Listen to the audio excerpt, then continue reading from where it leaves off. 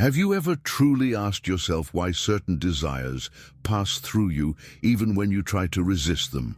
They're not just stray thoughts, they're impulses that emerge without warning, fantasies that ask for no permission, a heat that rises through your body as if something inside were trying to wake you up. Maybe you've learned to call this weakness, to keep silent, to look away. But what if this discomfort is actually a signal? What if what you feel is not a mistake, but a calling? Carl Jung, one of the great explorers of the human soul, believed that within you lies a vast, silent, forgotten, but pulsing territory. He called this place the unconscious, and there, beneath the layers of control, logic, and good intentions, lives a powerful force, the sexual instinct. But don't be mistaken. For Jung, sex was not just an act. It was a symbol, a language of the soul, a mirror in which you either see yourself or flee from yourself. Most people live on the surface of themselves. They believe they choose, decide, know what they feel. But behind every choice, there's something invisible, whispering, guiding, pushing.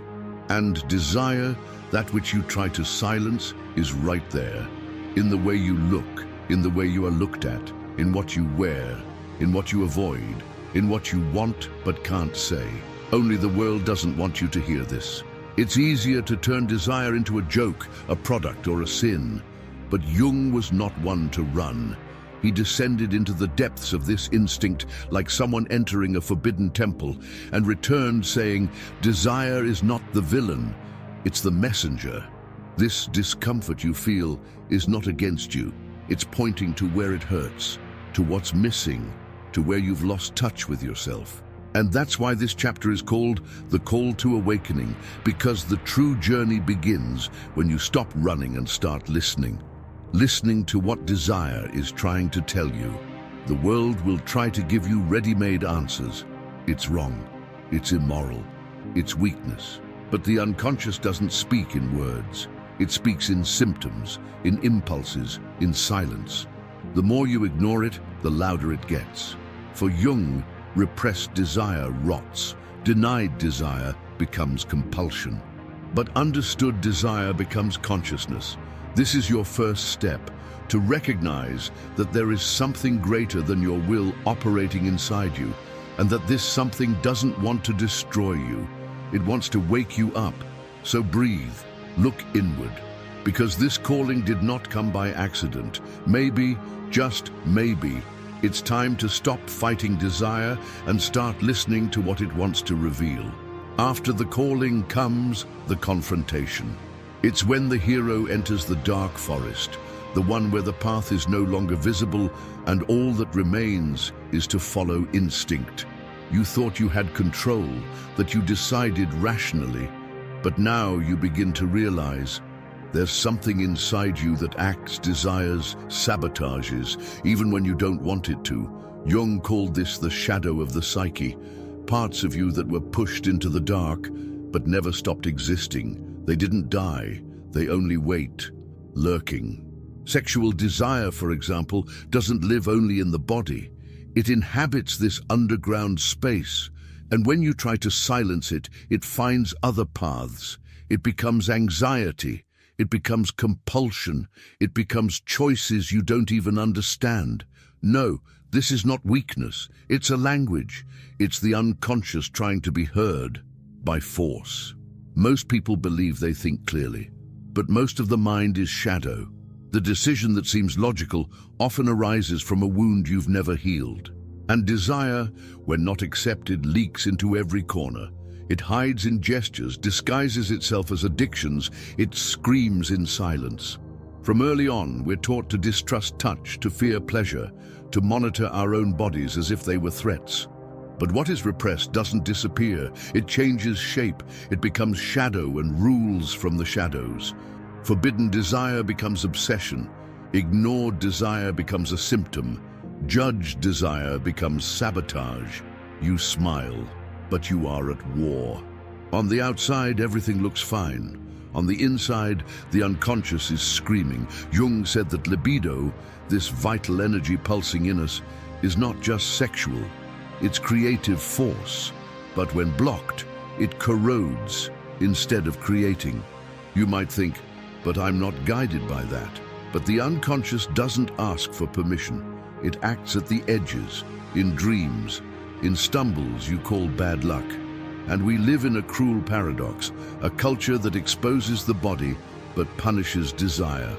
That sells pleasure but condemns those who feel it. We live between two abysses, soulless excess, affectionless repression. And in this chaos, desire becomes noise. No longer language, no longer bridge, just empty urgency. How many live like this? Trapped between what they want to feel and what they've learned to silence. But desire, even when distorted, still whispers the same thing. I want to be recognized, not as a threat, but as part of you. Because the inner world doesn't demand control. It asks for listening. When you recognize this, something changes. You stop fighting what you feel and begin to walk alongside what you repressed. This is the second step, to face the shadow, not to defeat it, but to understand that it is also you. Sometimes what scares us most is not what we show, but what we hide, not what others see, but what we've buried so deep we've forgotten it's there. But the body doesn't forget, and neither does the soul. Jung called this the shadow. Everything you deny, reject, censor. Everything you were taught, you weren't allowed to be. And contrary to what people think, the shadow isn't just made of sins. It also carries stifled gifts, unlived emotions, potentials you were afraid to use. And perhaps, above all, it holds your unacknowledged sexual desire. Sexuality, more than any other aspect of the psyche, is cast into the dark. Why?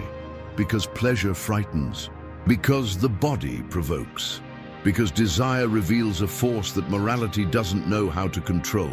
From early on, we are told, don't touch, don't feel, don't show. And so we begin to drift away from ourselves. We try to be good, acceptable, adequate. But deep down, we become fragmented. The more you repress, the more power you give to what's in the shadows.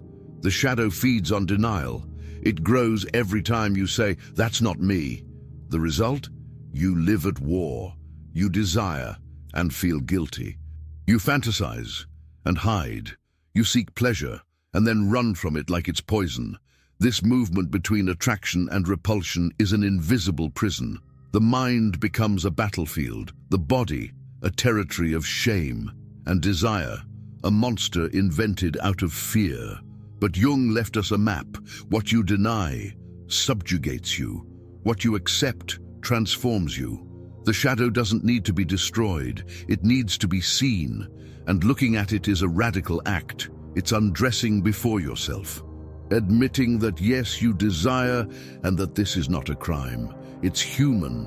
When you accept this, something new begins. Healing. The shadow ceases to be a threat. It becomes a compass. It shows you everything that was left behind in your race for acceptance. But this reunion hurts, because in it, you see that many of your choices were attempts to escape. Escape from touch, from love, from surrender. You realize you entered relationships out of need, not connection. You sought approval, not authenticity. You wanted to hide, not to live. The shadow reveals the script you wrote for yourself based on fear. And when you see this with honesty, something breaks. But it's not you that breaks, it's the illusion. And in the place where the lie collapses, a new ground begins to form, truer, more whole. After you face the shadow, something changes, silently. You begin to realize that desire doesn't come from nowhere. It is born from a lack, a place within you that was forgotten. And here, the invisible guide appears, that subtle presence that has always been with you. Inside, not outside. Carl Jung called it the archetype, primordial forms of the psyche. Eternal images that live in the collective unconscious. Among them, two deeply shape how you love, desire, and suffer. The anima and the animus. The anima is the image of the feminine living in the unconscious of a man. The animus is the image of the masculine in the unconscious of a woman. But we're not talking about biological gender. We're talking about qualities, inner forces that have been forgotten, sensitivity, strength, intuition, reason, nurturing, determination. But society teaches us to choose sides. Men must be tough, women must be sweet. So what happens? You hide part of yourself and begin to search for it outside. You fall in love, not with who the other is, but with what you've lost in yourself. Projection begins. You see a light in the other, but don't realize it's your light being reflected, and that's magical until it's not. Because one day, the image breaks. The real person appears with flaws, with shadows, and then comes the frustration, the conflict, the pain. You think you were deceived, but the one who deceived you was your own longing dressed as love. Jung called this moment the collapse of the projection. It's when the veil falls, and what's left is truth. But this is not the end. It's the beginning of reintegration. The sensitivity you saw in the other is yours. The strength you admired is yours too. Now you can stop searching out there and start remembering, because desire is a teacher. It shows you where you fragmented and invites you to gather yourself back. But attention, this requires maturity. It means not blaming, not idolizing, and not running away. The other didn't come to complete you, they came to reveal you. And when you see anima and animus at work in your relationships, everything changes. You stop hunting for halves and start building wholeness. Sexuality also changes. It ceases to be urgency and becomes communion. The body no longer seeks someone to get lost in, but someone with whom it can be found. And the sexual act becomes a symbol, a dialogue between unconscious minds that recognize each other. Because in the end, the desire you feel for the other is a mirror of the part of your soul that wants to return home. Have you ever loved someone so much it felt magical? As if that person had been tailor-made for you, as if everything finally made sense. You may have called that love. But what if, deep down, it was just a well-crafted projection? Carl Jung knew the unconscious is in a hurry to complete itself, and that's why it projects. It casts onto the other everything you've lost or never dared to claim. You don't see the other person. You see the reflection of your lack. You don't desire the real person. You desire the image your soul created to avoid feeling empty. At first, everything seems magical. The touch fits, the gaze speaks, the connection is intense, as if destiny is conspiring. But over time, the enchantment begins to crack. The idealized image shatters. The real person appears, and you discover they are not what you projected. They also make mistakes, they also fail, they also don't know how to save you. And the pain comes, the disappointment, the break. You feel deceived. But it wasn't them who deceived you. It was the fantasy your unconscious created, and that is now collapsing. This is the collapse of the projection, a harsh but necessary moment, because it's in this moment that you have the chance to reclaim what you gave away without realizing. Your tenderness, your strength, your light. You realize that everything you admired was already within you, but you projected it, transferred it, gave it away to the illusion of romantic love, that myth that someone will come to heal you. No one is coming. No one can save you from a hole that is internal. The other may touch you, but they can never fill you. And it is at this point that desire becomes confused. Sex, which could be connection, becomes anesthesia, becomes glue, becomes an attempt to keep alive something that is already gone. You feel the body present, but the soul absent. How many live like this? Confusing attachment with love, presence with promise, sex with relief. But Jung was clear. Desire is not the problem. The problem is expecting it to solve pains that belong to the soul. True love does not come to fill holes. It comes to reveal where they are. And when desire matures, it changes form. It stops begging and starts offering. You no longer cling to the other for fear of losing them. You give yourself because you have something to share, but for that, you need to tear the veil, to let go of the soulmate fantasy, break with the fairy tale, kill the myth of someone who completes me. Because no one completes you. You were born whole. And only when you recognize this does desire stop pleading and begin to illuminate. What happens to a desire that is silenced for too long? Does it die? No, it writhes. Unheard desire does not disappear. It turns into anguish, obsession, emptiness. The energy that could have fueled life becomes a knot. Jung was clear. Libido, that vital force that lives in each of us, needs to circulate. When blocked, it looks for escape routes through the cracks. And what escapes crooked, becomes compulsion, addiction, collapsing relationships, thoughts spinning in circles. You no longer know what you feel, only that something is missing.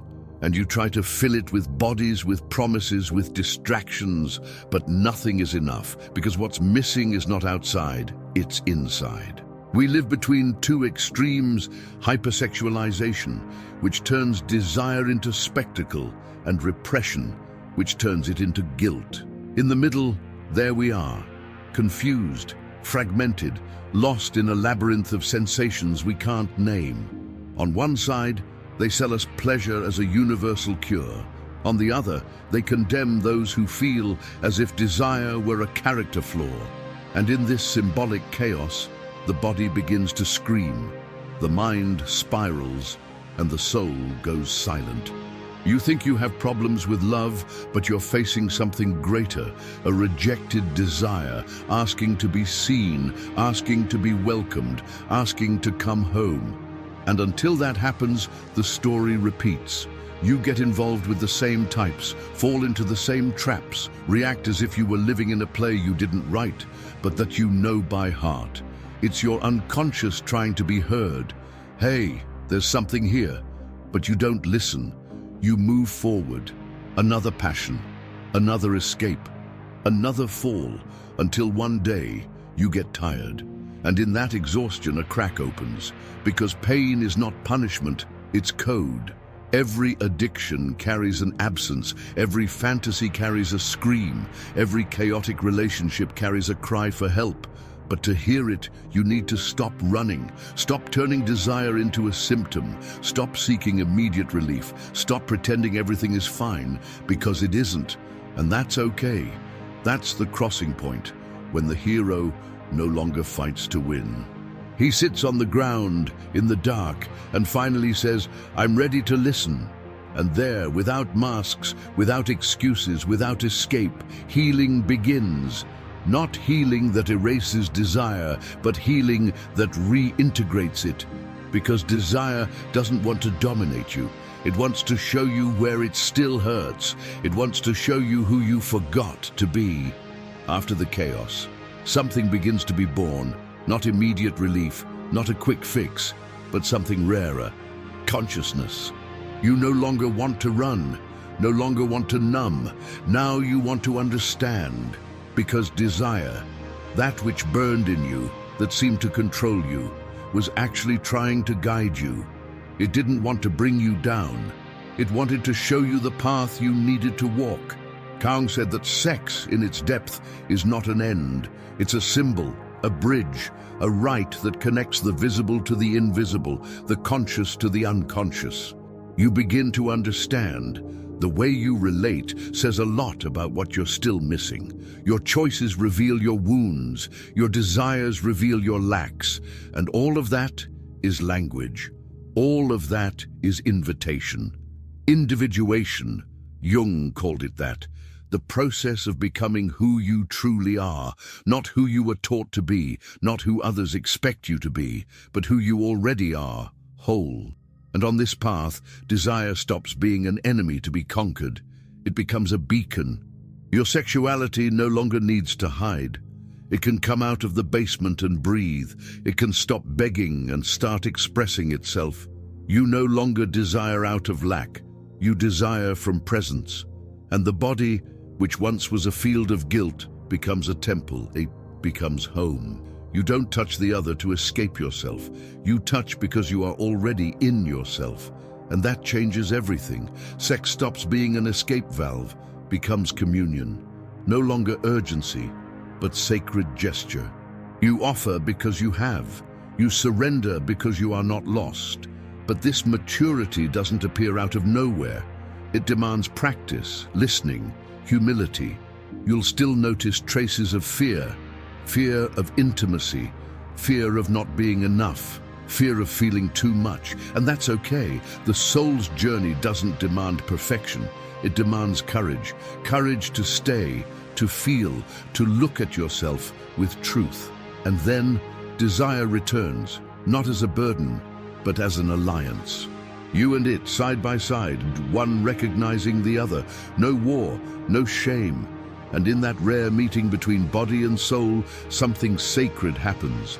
Pleasure ceases to be prize or sin, becomes living poetry. You've crossed the dark forest, faced your demons, listened to what desire was trying to say, and now you don't return the same. The world is the same, but your gaze isn't, because now you no longer desire to fill, you desire to express. Before, desire seemed like a monster. Now it walks beside you, a silent, strong, living ally. The sex that once confused you now reveals you. You've understood. There is no error in feeling.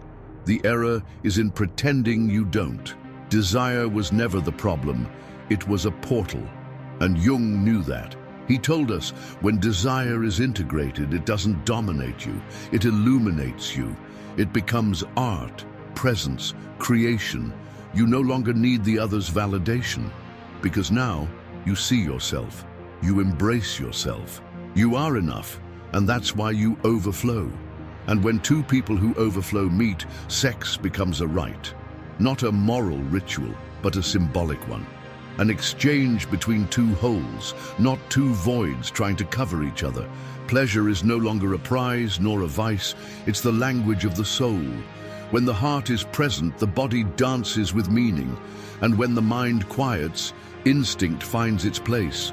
But none of this would be possible if you hadn't dived in. You faced the dark mirror, looked discomfort in the eyes, touched your deepest shames, and at the bottom found a spark of truth. Now you know, sex is not the end, it's the beginning, a rite, a mirror, a bridge between soul and flesh, instinct and consciousness, you and yourself. And more than that, this intimate reconciliation is also a collective act. Every time someone lives their sexuality truthfully, they give permission for others to do the same. Your intimate healing becomes symbolic healing. Your return becomes a silent revolution. Jung didn't speak of desire with moralism, he spoke with reverence. Because in speaking of desire, he was speaking of the soul, of meaning, of return. And now, with feet grounded and heart awakened, one question remains. What is the true role of desire in your journey? Maybe it was never trying to pull you away from who you are. Maybe it always wanted to lead you back home.